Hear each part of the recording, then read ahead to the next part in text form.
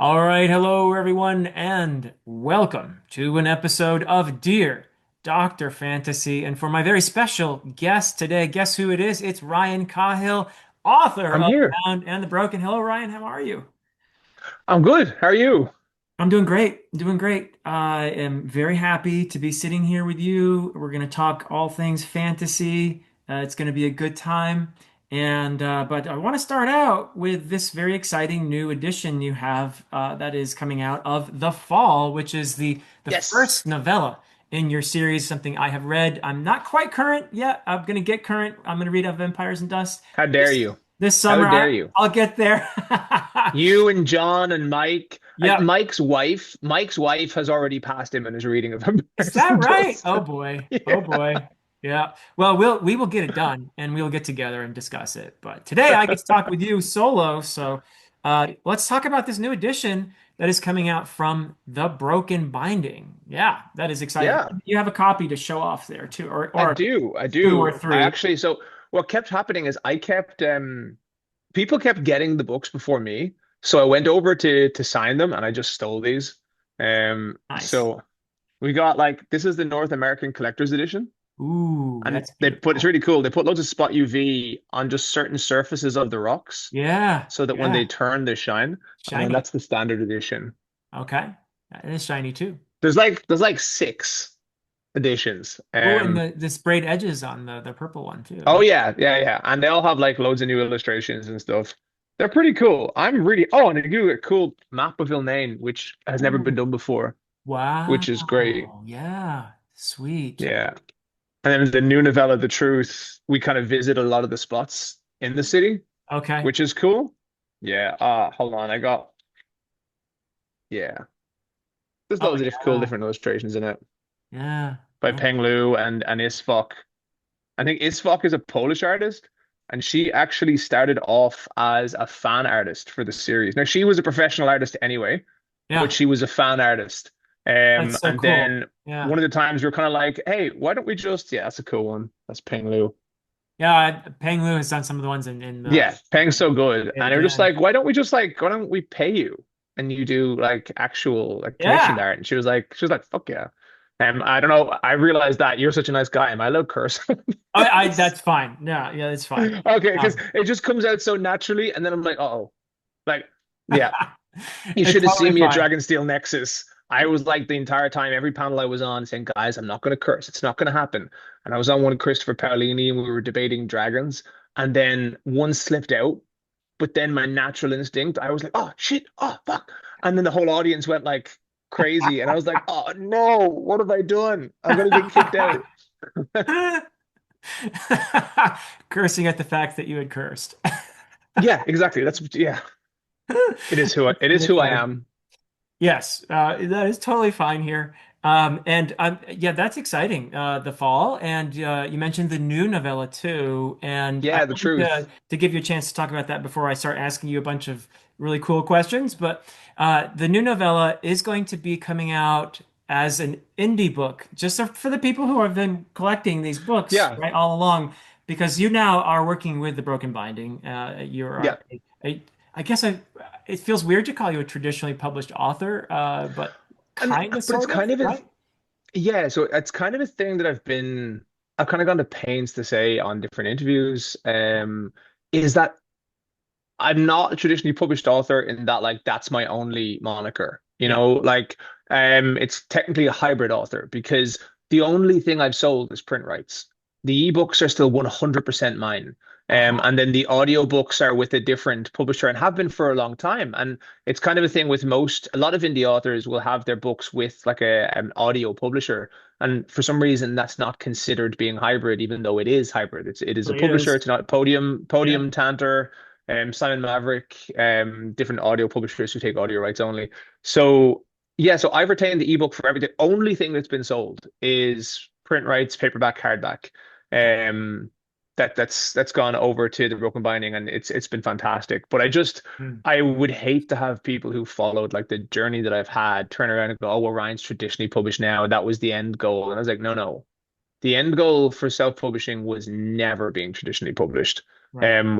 All of this is right now looking at the avenues and going, okay, what benefits me most, and obviously in this end, the publisher most, what am I missing? All right. And what I'm missing is bookstores. What I'm missing is that kind of reach. Mm, Like it was really funny when we were talking to them at the time, and they're like, how many books have you sold? I was like, well, at that stage, we sold 600,000 books. And I was like, and that's with no bookstores.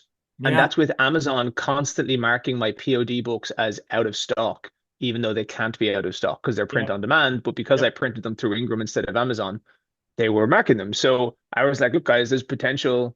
If we can actually even just have Amazon market as in stock, we can sell a lot more books. And it seemed like it was the right marriage of kind of opportunity there where I feel like they were looking for an author who was going to work as hard as they were to make this work and an author who kind of had a readership that were really passionate. And I was looking for a distribution partner and a publishing partner that I could really trust, that I knew had the same level of passion that I had, and mm, I knew would kind of listen to me in that, like they can look at me and go, look, you've done this so far, you know what you're doing. It's a partnership, as opposed to just I know all publishing should be, but it really feels like a partnership.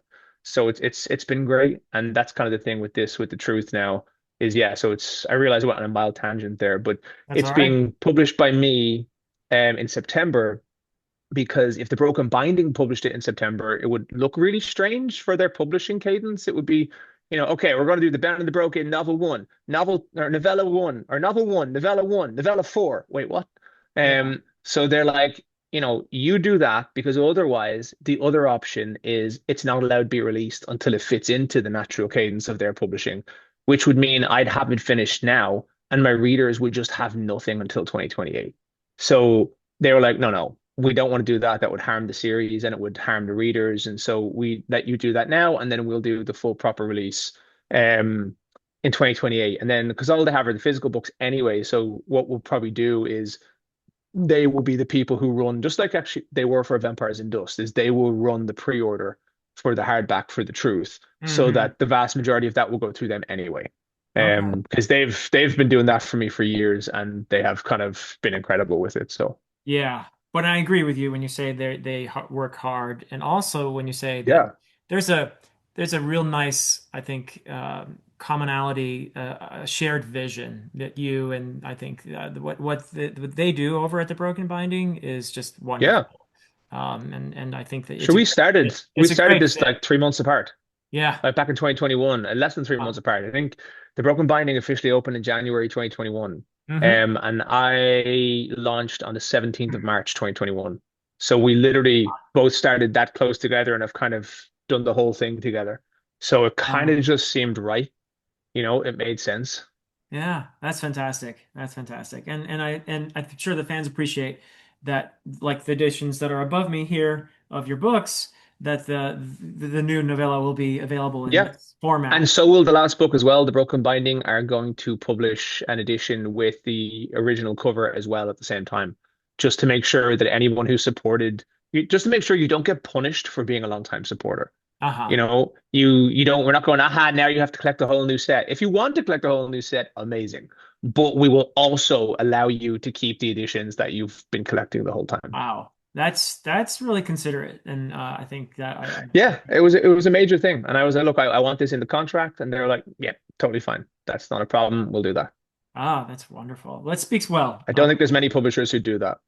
No, I agree. I agree. It's unusual. That's another thing that you can tell the kind of company the Broken Binding is. Yeah. They do something like that for the fans, for the readers. I think it's wonderful.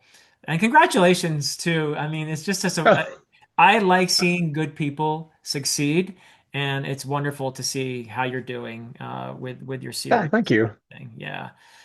So congrats from me as well. So now the business is over. Let's chat. Speaking of your series, The Bound and the Broken, I'd like to ask you about your vision for the series. Now that you're getting kind of closer to the end, Yeah, you've got one big book. we're officially on the last book. Yeah, that's another great milestone to be on. And you've been great about cranking those books out and keeping your readers happy. When it finished, it will be 2 million words. Phew. Wow, that's 2 huge. million words. Yeah, it's Yeah. already it's 1.6 million words in 5 years now Wow. is what it's been, which has been pretty. I'm pretty happy with that. It should 1.6 be. million That's a published great words in that output. time. Yeah, that's a great output. And as far as I have read, I feel that, and I loved the first book, so don't get me wrong, but I feel like you've gotten better and better and better as you've been Oh reading. yeah, Yeah, which is natural. yeah, but that's people are like, oh God, I hate to say it, but I love the other books more, and I was like, that's good. That means I got Yeah, better. Like I'm yeah, not writing the first book yeah. again. I'm writing the next book. You So kind of that's a want to great hear sign. that. Yeah. Yeah, that's a great sign. I had a lot of room to improve, like everyone does when you start something. Oh, believe me, So believe I'm just me. thankful I've been improving. Yep, yep. And like as I said, I loved the first thing I read was The Fall, and it was like, okay, yeah, this I see why people love this. We can see this could go somewhere, and Yeah, yeah. that's all I can really hope when someone picks up those books is they find some joy, they find some happiness, and they kind of go, okay, I can see why there's a little bit of something here. Yeah, yeah, yeah. No, it's great. It's brilliant. And did you, in the beginning, as far as your vision of the series goes, has it always been what it is now, or has this evolved as you've been writing, as you've grown as a writer? Have you changed your vision for the series? And I'll leave it there. I think there's bits of both. Uh-huh. So I kind of look like if I rip that map down from the wall and you asked me to draw a picture of you, and I ripped the map down from the wall and I just went and I drew the general shape, and I was like, all right, this is this series, this is Phil, this is Philip, all right, this is Doctor Fantasy right here. Right. Okay, now somebody give me my paints, and I kind of like you're starting and I know the framework, but how I'm going to get there can be a little different. Mm, That changes and evolves. And as you get better, you can do things that you didn't think you could do. So, yeah. like, I always knew that I wanted to do the novellas in between the novels. I always knew Okay. where, in general, I wanted things to go. I always knew a lot of the lore and a lot of the things that I knew I wanted to reveal and bring in. Um, but there'd be certain things like there's a very important character, Tarman, who in an initial draft, just to try and be as little spoilery as possible, in an initial draft of one of the books he dies in that draft in that book. Oh my God. And I was like, I kind of went through a little bit and I was like, no, he can't die. Not because he can't die, not because he's plot armor, but because who he is makes this character who I want them to be. So Yes. I need to keep him alive. He might die at some other stage, but if he's not here, I looked at it kind of like the Anakin Skywalker conundrum, like the Duel of Fates, in that he was Qui-Gon Jinn to this other character's Anakin. And if I took him out, Anakin becomes Vader. Yeah. And if I leave him in, we find out what would have happened if Qui-Gon never died. Yeah. Was and as I was going, that kind of story evolved a little bit because I realized how important this technical side character is. And I realized one of the things that made me realize it was as I was going through and I was thinking of alternate characters who could fill his role, I realized, yes, there's a lot of very skilled and adept characters here, but there's a trait that's very rare, and that trait is being able to pass on your knowledge. And it's Mm, why certain people are fantastic teachers and certain people aren't, and certain people are fantastic parents and certain people aren't, because you could be highly qualified. Like you look at, it's not really a spoiler, but like in like book one, book two, you look at King Damon or Prince Damon, yeah. and he loses his father, and Tarman was meant to be with him, and he's gone, and he gets Ivan, who is incredibly qualified, who wants to help him, but doesn't have the emotional maturity to pass on the information that's needed. Has And different as I was baggage. sitting there, Yeah. yeah, has a lot of baggage, and he wants to do the right thing. He has the skills to do the right thing, but he doesn't have the skills to pass on how to teach that person to do the right thing. Yeah. And that was something I realized. And I also find like we talk about evolution in writing, like as you go through it, but we don't talk about personal evolution a lot. And Mm, I feel like I've said it a lot of times now in that like writing is an exercise in empathy and not just for the reader, but also for the writer. And so as I'm reading this and I'm writing it myself and I'm trying to understand why characters are making these choices because I think that's fundamentally what makes an incredible series is those characters being truly real.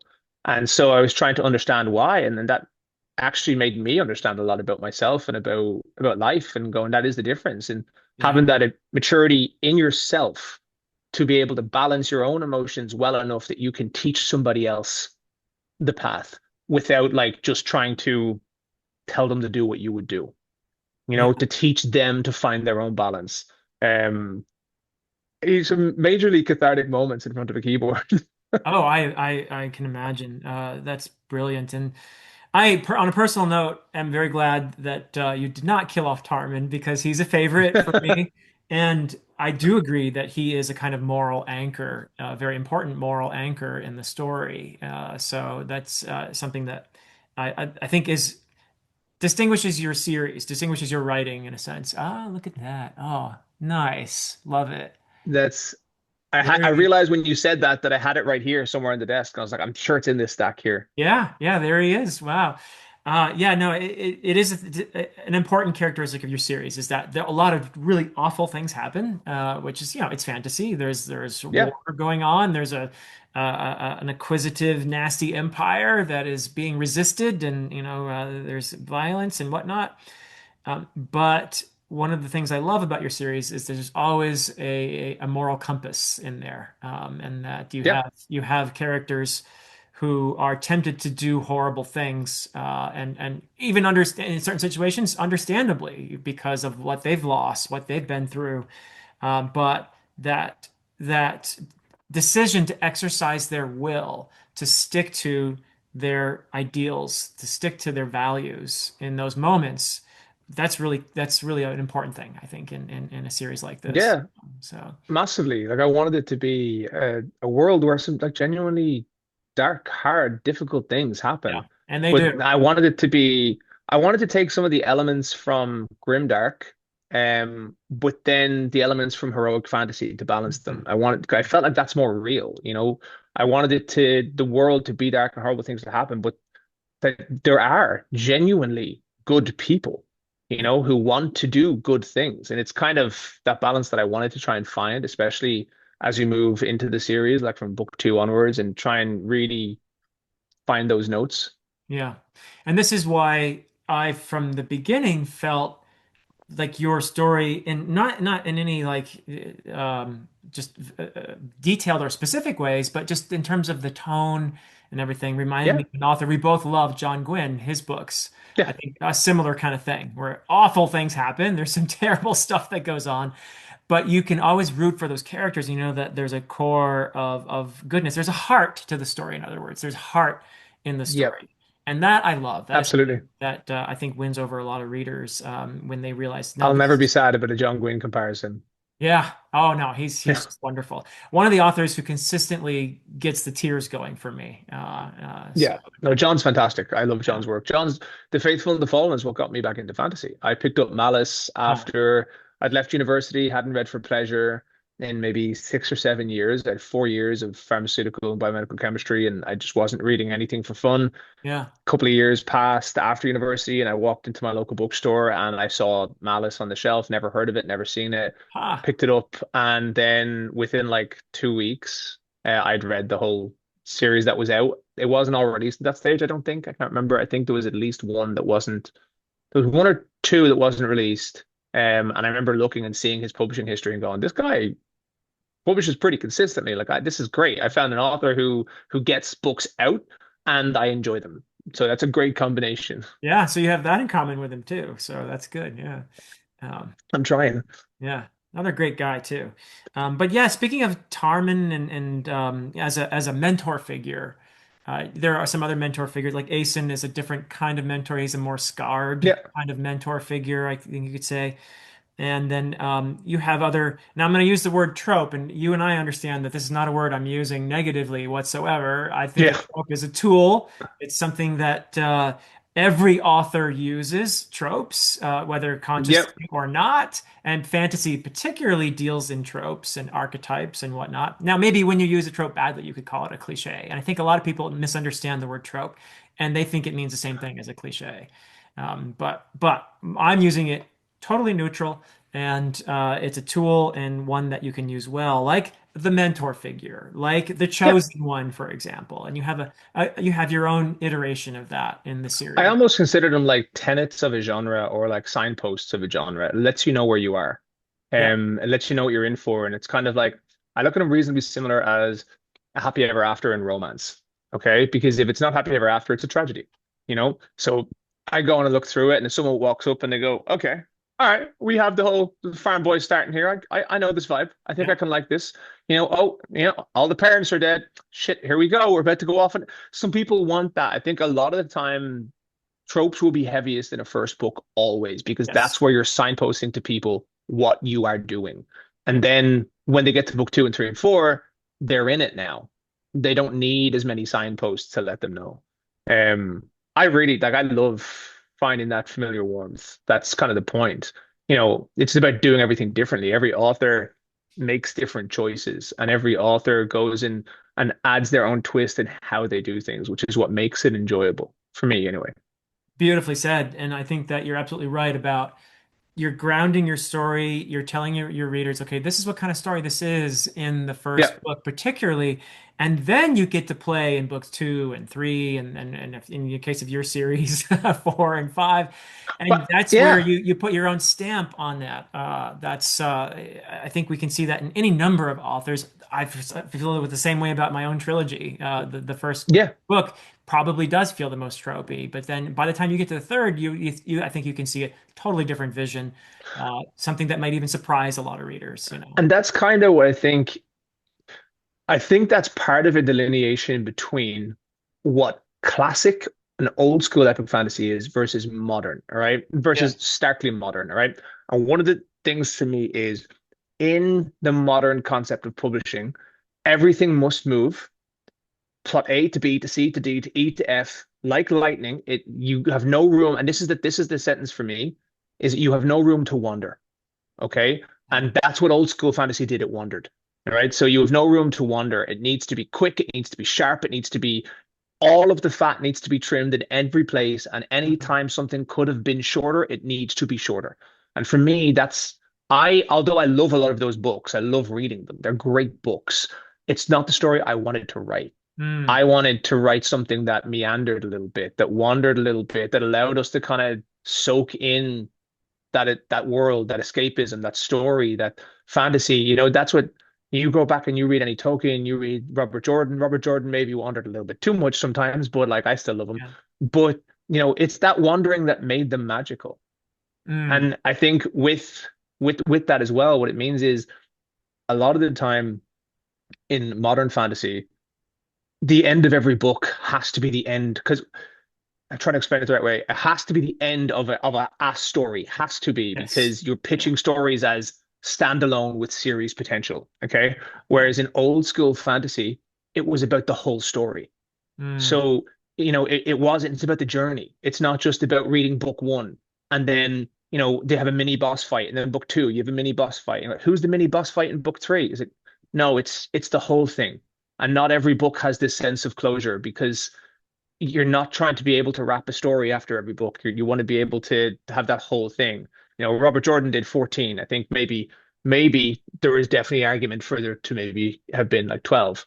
But I still love them. Like I loved every book in those 14. I loved the Mm. journey. I loved finishing and going, wow, I did that. I think that's a big thing is being given the breathing room to be able to tell that kind of story. Like the way you're saying, that's why the tropes in book one don't matter as much because Mm. you're not grading each individual book, and especially in the modern reading world where we are literally grading books, unlike Goodreads and everything else, you're not grading each individual book, you're grading the story. Yeah. And it's like, yeah, was the start tropey? Yeah, yeah, but the start let me get into this part, which let me get into that part, which made the ending like this. And I don't know, that's the magic that I love. I think you already know at this stage I'm a bit of a human tangent, but when I'm Oh, they're passionate great about something like tangents, though. We love those that. tangents. Yeah, go wherever you want. But speaking of these tropes, and I agree that in the beginning, establishing them as part of your story, it may feel like, okay, the reader may feel, okay, I know what this is. And I think that's Yeah, important to give the reader something to feel grounded in. And then going forward, putting your own stamp on it. So how do you, from a craft perspective, how do you simultaneously evoke this trope more in the beginning, but then breathe sort of individual life and personality into, let's say, a character? an Asen who is a mentor figure, for example? How do you breathe So individual personality into this character to bring him in? You know, he is, yes, still an iteration of that trope, but he's also an individual, right? so I think there's a thousand ways to do it, but I Mm. know for me in particular, so pick Asen. What I wanted to do there, yeah, the mentor character is a trope, okay?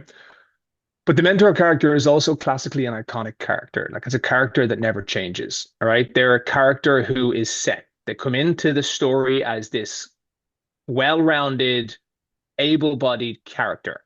All Mm. right. Aragorn in Lord of the Rings is the exact same human being as Elisar at the end of Lord of the Rings. Yeah. That same man could have stood on that throne and he'd be this. He doesn't change, because he is that character. Um, and what I wanted to do for Asen in particular was I wanted to invert it a little bit. So classically, that mentor character doesn't change because they're the person teaching things, they're the person who has the history, and they're solid. And then you have the young character, the mentee, who's their goal is to change. They're going to be guided by this mentor. And so I take, for instance, I take two characters and say Asen and I take Dan, right? Yeah. Dan is a goofball, happy-go-lucky, does all this other stuff, right? Dan at the start of book one is the exact same Dan as in book three. All Mm. right. If you go and look, his jokes aren't tempered. How he acts and behaves is not changed. All right. The only difference between Dan in book three and Dan in book one is Dan in book three has learned to believe in himself a little bit more. Hmm. All right. He's learned to believe that he's capable of doing things. But it's Asen who's different. And that's what I wanted to do is create this character who is this iconic character, but he has so much trauma, so much grief, and Yeah. he's kind of almost forgotten how to be human. Hmm. He's so obsessed with what he's trying to achieve that he's not thinking of these things. And if you go and you look through book two and book three and in book four, and you see the way he interacts with Dan, in particular with Dan, the way him and Theron both interact with Dan, Yeah. and Yeah. you watch the two of them learn how to let their guard down. You watch the two of them learn things from Dan. And so the mentor-mentee relationship, although like visually established as Asen to Dan and Theron to Dan, to me is actually inverted. Mm. So yes, they'll teach some very specific things sometimes, but if you notice, like Asen's teaching the sword, Dan never really picks up a sword again. Like he doesn't care. Um, but it is him who's teaching them how to kind of remember who they were. Remember Yeah. that they Yeah. know that they need to fight, and he's reminding them why they're fighting, essentially. And he's the one who's teaching them as you go through the series. For me, it's a really small, subtle changes, but you see in book two as they spend more time together, and in book three as they spend more time together, that the way Theron in particular speaks is completely changed. How Yeah. he speaks in book one versus how he speaks in book three completely changed. And then Ace and how he deals with Dan, it goes from that kind of dismissive, that kind of disgruntled father figure to kind of like a this kid's all right, isn't he? Like, he's not that bad. And then it gets to a stage where, if anyone touched Dan, Asen would kill them. Yeah. He won't say that like out loud. He's not like, but that is very much where his mentality shifts. And you see him open up to his own children a bit more and tries to become more of a father. Yeah. Um, and that to me was how I wanted to try and take that trope, all right, establish a trope. Here's our mentor, but then make that mentor's journey a little different, and how I'm telling it. Use my storytelling, because my storytelling, I hope, involves a lot of it involves enough male to male emotional communication that I got quite a lot of emails at the start of people asking me if all of the male characters were gay. And I was like, my friend, there are gay characters in the series, but guys can help each other. Like it's Yeah. okay. Yeah. Like it's okay not to be okay. Yeah, that's beautiful. So Dan, in it's not quite the right word in Theron's case, but he reminds Aeson and Theron of their humanity, in a Yeah. sense. Yeah, very much. If I can He use reminds that. them like that Yeah, they're people and that yeah, he reminds them that there's beauty in the world and there's joy in the world. yeah, They're running towards trying to get something back that they used to have without understanding what they still have. And yeah. he is showing them that there's still beauty. There's still laughter and beauty and these things in the world. Exactly. And Yeah, they're watching him go through, I'm not going to have any spoilers, but like, dude does not have a great time. Yeah. And they're watching him go through some pretty horrible shit, especially when you when you get up to date with stuff, and they're watching him still struggle to find that piece of himself. And he is still finding ways to do it. Yeah. He's still finding ways to be there, and that for me is like important. Yeah. Oh, that's wonderful. Yeah. So that's a wonderful example, I think, and that is something that, again, as you find your voice as a writer, by writing, you Yeah, get better and better at, right? So yeah, and yeah, that you get better at everything the more you do it. The more you that's do right. anything. That's for You know, sure. the first rule of everything in the world is let yourself be shit first. Yep. Yep. And you got to start somewhere, right? Yeah, So, exactly. There's but nothing you get good at before being bad at. but that being the case, it is also true that The Bound and the Broken has really spoken to a lot of readers. Like, you've been very successful. This story has evoked something special for a lot of people, and they feel very strongly connected to the story. And so I Yeah. wonder, do you have any idea how you've done that? What is it about the series that speaks to your readers? What do you hope your readers get from your books? So it wasn't an intentional thing, but I realized when I went back, I read some bits that made me think. Um, I've gotten a lot of messages, like a quite a substantial amount of emails and stuff, that tell me exactly why. And I've had some really special moments. I've had some one or a few people kind of come to me at Dragonsteel Nexus and a few other conventions, just telling me that the life would be in a very different place if it wasn't for the series, which is Wow. um, pretty incredible for me. But it was when I went back and I kind of looked through when I got to book three, and I was kind of looking back after I'd written book three. I was looking through the draft and I was going through Darkness and Light and stuff. And I realized that it was never intentional and it was probably just part of who I was, but there was a lot of I realized how important mental health was when I was writing and in particular male mental health just because like, I've lost friends and stuff and I kind of made a point of I wanted these characters to feel human and to suffer in the way, not suffer to suffer, but I wanted them to feel grief. I Yeah. wanted them to deal with grief and trauma, and I wanted them to find ways through that grief and trauma, and I wanted them to learn to speak to each other, to learn to share the burden and to share the weight. I didn't want characters like, for instance, Dane. I've had a huge amount of veterans, like you usually U.S. military veterans, Uh-huh. um, in my inbox who've come up to me at events and then um emails and stuff, and particularly said, that Dane resonated with them a lot Yeah. because it is something that they struggle with every day is the things that he has done. He is a good man trying to do good things for the people that he loves, but he looks down at his hands and he can't fathom how anyone could see him as a good man. And Yeah. having these strong characters actually struggle with that, Mm. that for me was something that was really important. And then you see like Kalen as well as he grows in his role, there's things that he has to do. Like a lot of people don't, I don't think a lot of people at first realize the weight of what happens at the end of book three. Mm. It's not a spoiler thing, but at the end of book three, he makes a decision. He makes a decision, and that decision is going to put the cost of a lot of lives on his shoulders. And that's what he immediately has to deal with when we come into book four, is the cost of being who he is now, Yeah. and having to deal with that and struggle with that. For me, I can't speak for readers. I hope that a lot of people find very different things in the books, but I've had a lot of people say that to me, that watching these characters truly find their way through grief um, has been very, very important, which Mhm. is something that I love. The fact that that's able to help people in any way, that kind of gives me purpose. Like I love hearing that, and I kind of sit down and I'm like, yeah, I'm coming back because this is all I ever want to do. I'm going to sit back down. I'm going to tell these stories, and hopefully, I can make people feel things. I think for me, if you were to ask me, what you did ask me, what the one takeaway that I would want, there's obviously a lot of takeaways, but I think for me, and it's the kind of the line for book two was that, the most important thing in the darkness is a ray of light. And I think what I would want people to take away from these stories is that even in the darkest possible times, there is always something at the end. There is always a light. There is always a way to get through. Um, but sometimes you can't reach it on your own, Mm. and you need people around you.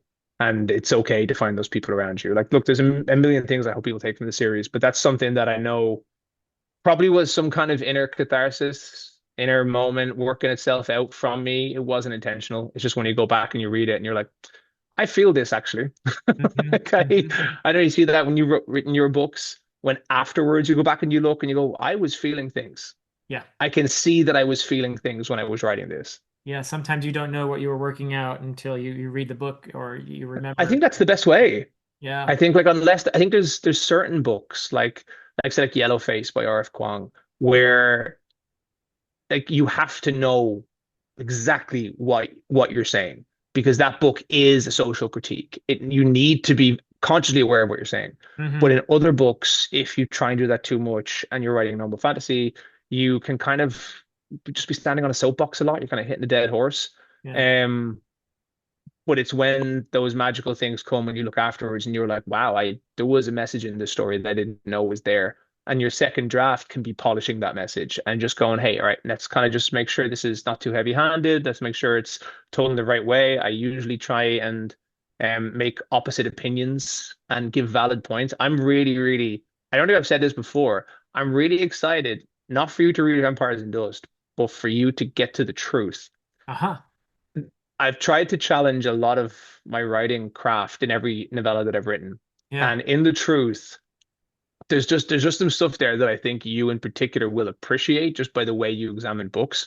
Huh. And by what we're talking about now. That was the hardest novella I've ever written. Wow. Like I could have went and done something. I could have taken the easy path. I could have went back and I could have written four different points of view from the fall, right? Great way to close it. Right. First novella has 4 points of view. Last novella has 4 points of view, both in the same. It's closure. That would have worked. And instead, I was like, no, no, let's span 92 years of history with 5 points of view. Um, but it was very difficult to try and keep that. It honestly it could have been my debut series. Like I could have went back and just written all that instead. Um, and so it's hard because when you put it into the novella, now you can't do the series because you've just done it. You've told the story. Yeah. Um, but it was really, really cool to write and to kind of show those little moments across the years that led to where we got that led to the fall. Those arguments, those differences in how you solve problems, the importance of a whisper in someone's ear at just the right time. Um, and watching this kind of tragedy unfold as we go through it, because it goes down from 92 years before the fall, 20 years, 7 years, 2 years, one Mm. year, 4 months, and then the night the order fell. Um, I just, yeah, if you ever do get to that, I'd love to talk to Oh, you I about it will. afterwards. Mostly for like, even not on this, but like just author to author, I'd be interested to see what you thought of it because I Oh, always love your analysis and stuff. I'm looking forward to it very much. And I agreed with you that a novella is really an opportunity to work on your craft. It's more challenging Yeah. to write a good novella than it is to write a good novel in many ways. So that's a great thing that you've done for yourself is that in the beginning of your vision, having these novellas being part of the series, Oh, excellent idea. I legitimately think they're massively important for allowing me to become a better writer. Yeah. The confines and the constraints applied to the novella forced me to think and do things in a different way. And all four novellas are written differently. All four of them have different structures. All four of them have different types of POVs. You know, The Fall is four POVs in a main battle. The Exile is one POV across 12 years. Hmm. Um, then we have five POVs across 92 years in The Truth. And then Yeah. The Exile is like an inbuilt character study explicitly on Aeson and fatherhood, and Hmm. it's all in just one thing. So they're all kind of because even the Exile is multiple stories. It's different points along a story, whereas the Ice is one linear story with Aeson. Yeah. So I tried to make each of them like a completely different Yeah. thing. Although I feel like the truth is the only one that would not stand on its own. You need to read the rest of the series. Uh-huh. It is. there'll be points where that they will not make sense unless you've read the other stuff. Okay. All right. I Well, couldn't another find a compromise otherwise. that's fine at this point. I think you're entitled to write a book like that. But another hallmark of your writing, I think, and as I've been listening to you, and I've already had this opinion, but it's clear from listening to you speak, emotional honesty is a huge hallmark of your writing, I would say. That's been from the very Yeah, beginning to I now. would hope so. Yeah. Yeah. I think it's a wonderful thing too. And I think that's maybe one of the reasons why your readers connect so strongly with your books as well, you know. I'd hope so. Like it's something that I felt that I really wanted to like even when we go back and we talk about tropes and we talk about how do you differentiate from other things, okay? The difference in books that share a lot of similar tropes. Like you go back and you talk about, say, The Wheel of Time, right? The Wheel of Time, I'm gonna say Malazan because I'm on this stream with you and I know that I might get punched in the head by something if I say Malazan. But if you go to Wheel of Time and Malazan and all of these big fantasies, right, that are Realm of clearly the different. Elderlings. Yeah. Yeah, but they're Yeah. so clearly different. Yeah. Okay. Yeah. But if I wanted to, I could pick the right words and a very short description and make them all sound the same. Hmm. Okay. If I pinned them by tropes, okay, I can make them all sound like they're basically the same story. Like it's hard. Obviously, like Malazan is a bit crazy, but in general, if you want Yeah. to stick with some of the tropes, you can film it that way. They're in But there. Yeah. it's the no 100%, yeah, that's what I mean. But it's the choices, it's the authorial choices and the authorial voice that makes them different. Like Mm. the choices Erickson makes, no one else will make. Like, he's probably an extreme example of that. Like, even in general, like, Yeah. there's no one else who writes a book and goes, "How about the second book? Totally different cast of characters." So the All thing right? is, even when you're subverting or inverting a trope, you're still engaging with the trope, right? Yeah, exactly. Yeah, Yeah. 100%. But that's what I mean. It's like if you sat myself, I'm gonna do myself a big favor and put me in a room with some great authors that I don't deserve to be there with. But if you put me in a room, me and Stephen Erickson and Robert Jordan and Robin Hobb in a room, and you gave us the same story brief, Hmm. we would come up with wildly different stories, like Yeah. wildly. The choices that we'd make. I kind of want this to Robin Hobb's happen now. characters would have so much more pain than anyone else's. All Yeah. right. You Yeah. know, it's just that's what I love about it. And it's what I love. I think for me, when people come to my stories and hopefully they find that emotional honesty and they find that that's part of my authorial voice. Yeah. That's part of what I enjoy writing. It's what I enjoy exploring. And I think like you will struggle, hopefully over the next few decades, I get to write a lot more stories. And I would think you will struggle to not find that somewhere, Yeah. like when I'm writing, because it is who I am as an author. And it can dictate the types of choices that I tend to make. Like the patterns in decision making that an author uses are essentially that's what makes the story. The patterns of your decision making as an author is what leads to the story. And you have someone like Stephen King, someone like Stephen Erickson, who I'm starting to think Stephen is the common denominator here. Good name. Yeah. But the choices they make and when they choose to make those choices are just so distinctly different to anyone else Yeah. that creates that story. And every time Robin Hobb looks at something and someone else might do something and Robin goes, I should probably hurt them. I should probably hurt them. Speaking of Robin Hobb, you're going to be chatting Yeah. with her soon, along with another author Yeah. maybe people have heard of before, right? Yeah, Brandon Sanderson, which is Yeah. which is wild. It's cool. Yeah. We're launching in the fall. The fall launches on the 23rd, but then the 23rd of June. But on the 25th of June, I'm going to be in Utah, and Brandon said he'd host me for the launch of the fall, which is Fantastic. incredible. And then people were like, "How did you get Robin?" I was like, I said, "Hi, Robin. Would you like to join?" And Robin said, "Sure." Wow. And that's really that. That's the length of that story. Ah, It's really funny though because like Robin is like everyone says Robin Hobb is like the little old lovely lady of fantasy, and she's very nice and just extremely friendly, and she is. She's incredible. I my brief time I've spent chatting with her, she's very lovely.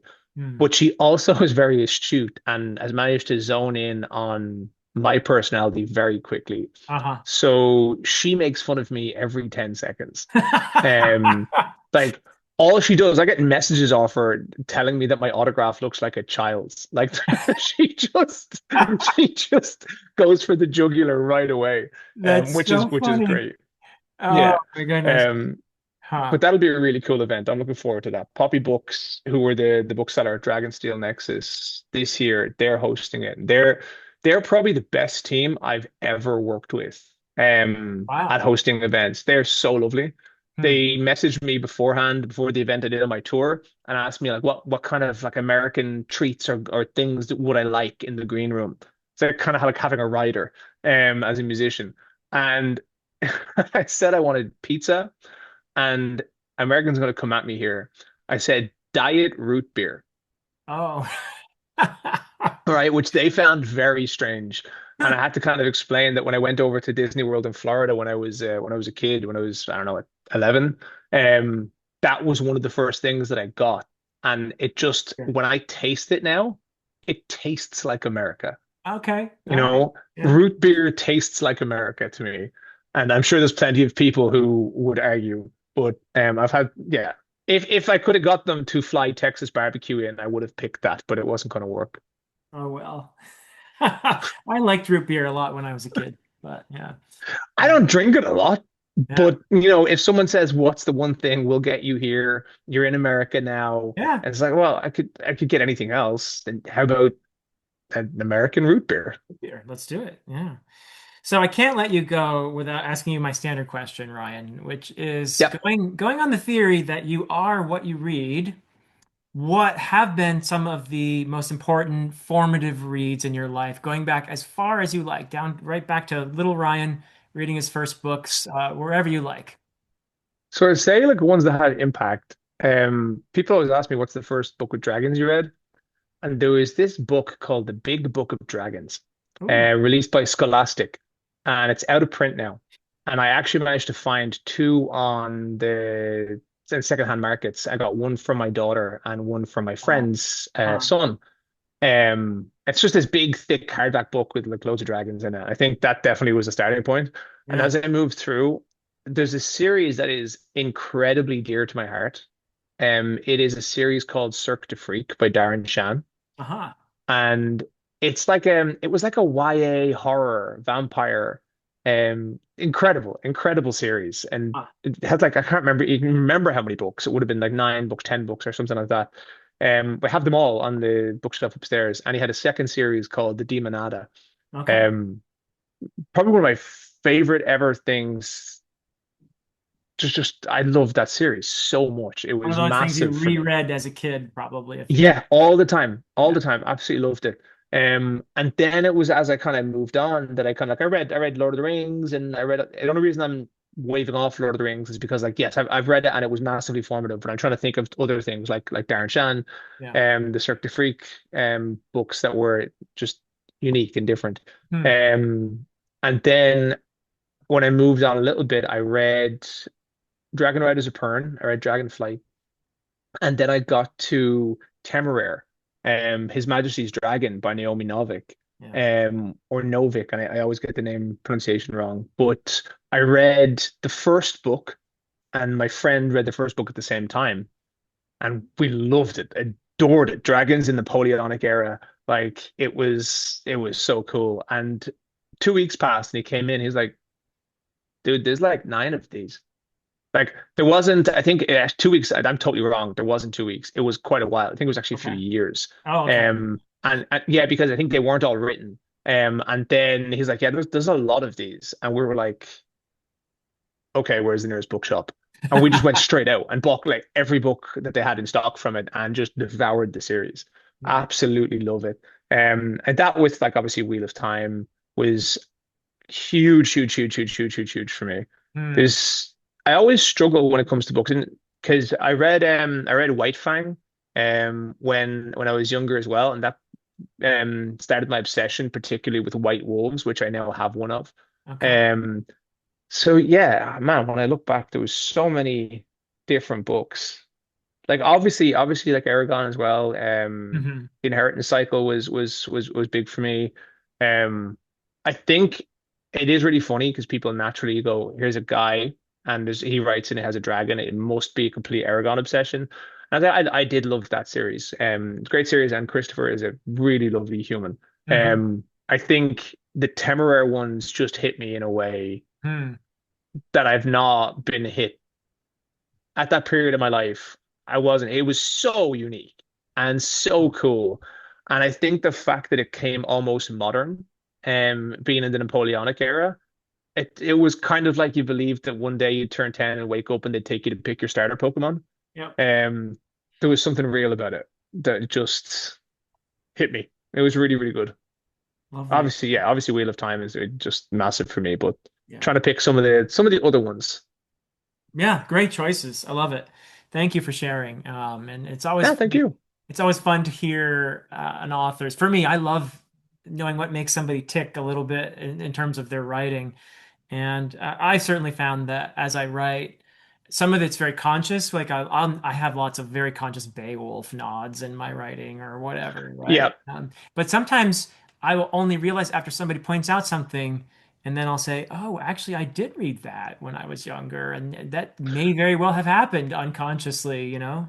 There's so many things with this, and there's so many times when it's complete. It's really funny how a person's own life experience colors their expectations of others. So Yeah. like there's people who've been like, you copied this from this. And I was like, I didn't. I've not read that. Yeah. And there's some that are intentional as well. So like I think there was a guy who said, oh, I stole the name Camelin from Wheel of Time for Camelin. And I was like, that is a great shout. But no, no, that's actually a very conscious nod to my favorite character in The Faithful and the Fallen, Uh-huh. Camlin. Um, and it's just those instances where I can totally see how that's drawn. Yeah. But and it is actually something from a book series, just Yeah. not that book series. Yep. It's from this one. But it's just how the books you grew up with and you see color what you see in other people's writing. Like this, oh, this is obviously from here. And it's like, well, actually, no, I was influenced from this one.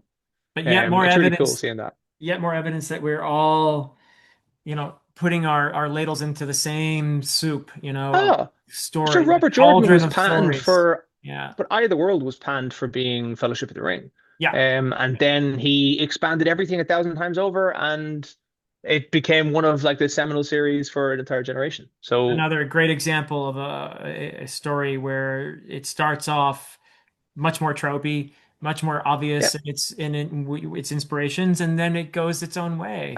Yeah.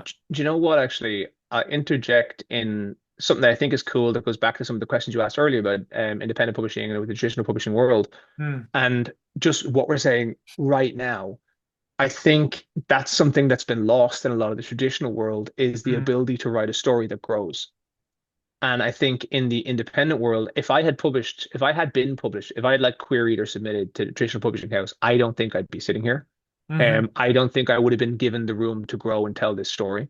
And I think that's what's truly special that I think gets lost with sometimes in an independent world, people that they're not seeing is what it truly gives is for you to have that breathing room to grow a story, for it not to be the thing that you needed it to be right away, to that ability to wander, that ability to kind of go, "Oh, I'm trying to find myself here."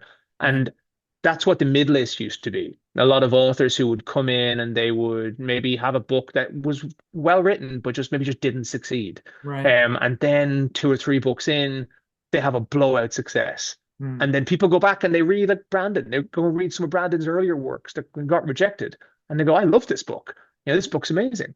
And I think we're seeing a lot of that kind of vanish. I hope it comes back. I think this splintering in the fantasy world now with, the different genres coming out, like you have the lit RPG genre now kind of breaking in at the same time as romantasy being there, Yeah. while cozy fantasy is also kind of still there. And for the first time in a while, I'm not just seeing a large block of the same genre get rotated with a new block of the different genre. Hmm. We have a breakout all of a sudden. One romantasy breaks out, we need 572 romantasies. One epic fantasy breaks out, we need 572 epic fantasies. I think the publishers are hopefully starting to see that all of those things have viable spaces and Yep. will probably succeed better if they're interspersed, if we give breathing room. And I hope that will breathe life back into the middle list a little bit and give people the opportunity to grow. That was again a weird tangent, but as you said it, I was kind of thinking, man, that's what I miss is like Like now, Malazan, you give me Gardens of the Moon and you stick it in this publishing market, Oh right? yeah. And then you have Stephen Erickson walk into a publisher and say what he wants to do with book two. He'll You, be- it won't, No, it no, will no, not get published. no. You will not be given that breathing room, that growing room, you know? And it's the same with Robert Jordan. He walks in with Eye of the World, you know, that's not happening. So hopefully we get to see that room to grow. And I think that's where the indie market will thrive and has been thriving. Yeah, It's people being able to fail, not even fail, but being able to find their feet. yeah, You know, people having that willingness to just search in public, if that makes sense. yeah. You're not searching in your trunk novels, you're searching in public. And that does lead to, every time I have a new reader, I have to introduce them to the worst book I've ever written because it was the first book I've ever written. But that's part of the journey. Absolutely. And we are very glad that there was room to grow for The Bound and the Broken. It's a Me too. marvelous achievement that you have, and you've worked very hard for it. And again, I'm very happy to see your success. I think it's a wonderful thing, and very excited for what's to come. Lots of good things ahead, right? I hope So so. so thank you very much, Ryan, for taking the time to chat with me. I wish you all the best for this new edition of the fall, and I'm very excited to get further in the series. I'm really excited for your new novella, actually. So I will I actually. legitimately, there's no pressure to get anywhere, but if you do ever get to it, like I Oh, I will. genuinely would like, I think it'd be really cool. I'm really interested to see because you deep dive into these things, and I think there's some stuff to unpack. I'm looking forward to it. I will get Empires and Dust done by the end of the summer, so I can be ready in September. You said is the indie release of Yeah, Okay, then that I'll be ready. All right. And we'll get our discussion group going again too, so we can analyze the heck out of it. So, I just blame all those guys. It's all their fault. It's fine. yeah. No, that's their Mike's fault. John did it. God, yeah. Do you know? No, it's all Mike. Let's blame Mike. Let's just blame Mike. Yeah, throw him on right Yeah, under let's the blame Mike. It's bus. fine. Yeah. All right. Well, thank you Oh so much, man. Ryan. It's been such a pleasure. And I wish you all the best. And I really appreciate once again all the time you've taken. Good. Thank you for taking the time as well. Thank you for having me on. All right. And thank you all for watching. But that is it for us for now. Until next time.